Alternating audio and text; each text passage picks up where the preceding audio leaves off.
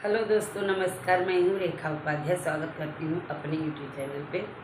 ये हैं प्रेमा, ये हैं मधु प्रजापति। आज हम तीनों बहनें मिलके एक बहुत प्यारा भाई बहन का रक्षाबंधन गीत सुनाने जा रहे हैं। आप सबको अच्छा लगे तो कमेंट में जरूर बताना। नमस्कार दोस्तों, मैं मधु प्रजापति। आज हम दीदी से मिलने आए हैं। दीदी के चैनल पे रक्षाबंधन का गीत गा रहे हैं। नमस्कार दोस्तों, मैं प्रेमा विश्वकर्मा हूँ। आज दीदी के घर पे आए हैं। हम लोग साथ में रक्षाबंधन की वीडियो बना रहे हैं। दोस्तों आप लोग सुनिए, कमेंट में लिखिएगा कैसा लगा। सात बीरन कबाहिनिया ससुरवा में रोए, ससुरवा में रोई हो। रामा सातव में एक वजन आइले मिलई के ना बोलाए, मिलई के ना बोलाए नी हो।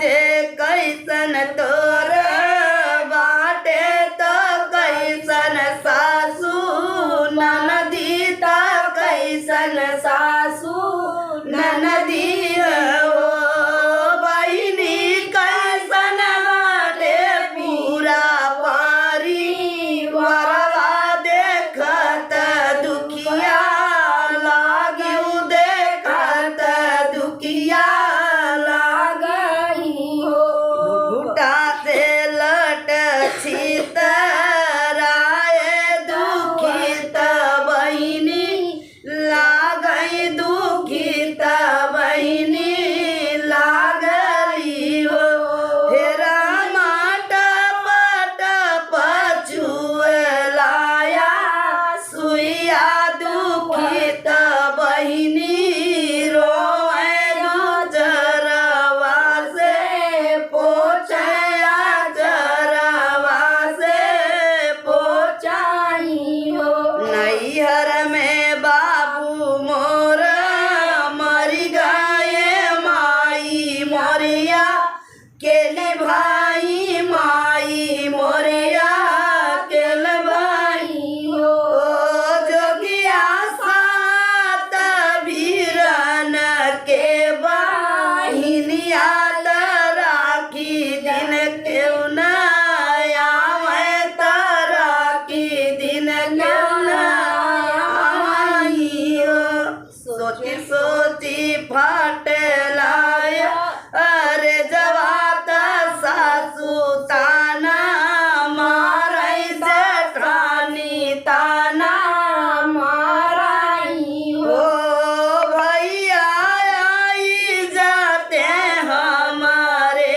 के देशवात रखिया उनके बानित रखिया उनके बानित हो इतनी बचन सुने जोगिया ता फूटी फूटी रोए लागे फूटी फूटी रोए लागे हो बहिनी चीनी कर मनवा उदास हमई तोरा भैया हमई तोरा भैया हो हमके ना आयु हमके नाई पाई चालू तधई दे निचवा सराई दिए निचवाई यो